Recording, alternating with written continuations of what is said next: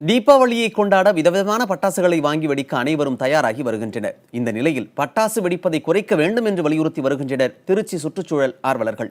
காரணம் என்ன பார்க்கலாம். நகரங்களில் அதிகரித்துள்ள வாகன பயன்பாடு, சாலை விரிவாக்கம் என மரங்கள் வெட்டப்பட சொல்லப்படும் காரணங்கள் ஏராளம். இப்படி இயற்கை எண்ணெயை விட்டு விலகிக் கொண்டிருக்கின்றோம் நாம். இதனால் காற்று மாசுபாடு அதிகரித்துக் கொண்டிருக்கும் சூழலில் தீபாவளி பட்டாசுகளால் வழக்கத்தை விட சுமார் 70% மேல் காற்று மாசுபாடு ஏற்படும் என்கின்றன புள்ளி விவரங்கள். மாசில்லா தீபாவளியை வலியுறுத்தி திருச்சியில் பல்வேறு சுற்றுச்சூழல் அமைப்புகள் வீடு வீடாக சென்று விழிப்புணர்வை ஏற்படுத்தி வருகின்றன. 30%க்கும் மேலாக சுற்றுச்சூழல் வந்து அந்த தீபாவளி ஒரு நாள் அன்னைக்கு மட்டும் பாதிக்கப்படுது. அதை தடுக்கிறது விதமாக வெறி வைக்க வேணாம், செடி வைப்போம் அப்படின்ற ஒரு சிந்தனையை ஏற்படுத்துறதுக்காக இந்த மீட்டிங்கை நாங்கள் ஆர்கனைஸ் பண்ணி செஞ்சுட்டு இருக்கோம்.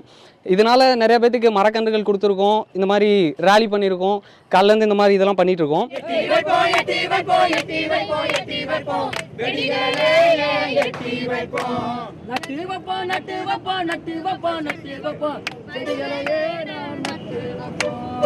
வீதிகளில் நாடகங்களை நடத்தி விழிப்புணர்வு பரப்புரையில் ஈடுபடும் இவர்கள் குழந்தைகள் வெடிவெடிப்பதில் அதிக ஆர்வம் காட்டுவதால் பள்ளிகளிலும் சென்று விழிப்புணர்வை ஏற்படுத்தி வருகின்றனர்.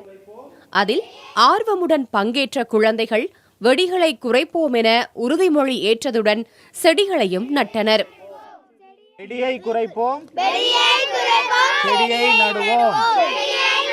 ஸ்கூலில் வந்து இன்னைக்கு வெடியை குறைச்சி மரக்கன்றுகள் நடணும்னு சொல்லி கொடுத்தாங்க. அதனால் இனிமேட்டு நாங்கள் வெடியை குறைச்சி ஒவ்வொரு வீட்லேயும் மரக்கன்றுகள்லாம் நடப்போம். எங்கள் ஃப்ரெண்ட்ஸுக்கிட்டையும் தெரியும், எங்கள் ஃப்ரெண்ட்ஸுகள்கிட்டையும் பக்கத்து வீட்டுக்கார்ட்டையும் எல்லாத்துட்டையும் வெடியை குறைச்சி மரக்கன்றுகள் நடதுன்னு சொல்லுவோம்.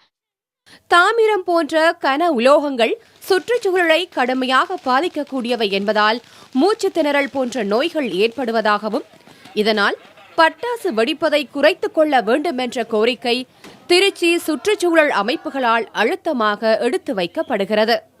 காற்றை மாசுபடுத்தாமல் சுற்றுச்சூழலையும் உடலையும் பாதுகாக்கும் விதத்தில் இந்த தீபாவளியை கொண்டாட வேண்டும் என்கிற கருத்தை பொதுமக்களிடம் தொடர்ந்து முன்வைக்கின்றனர் இந்த சுற்றுச்சூழல் ஆர்வலர்கள்.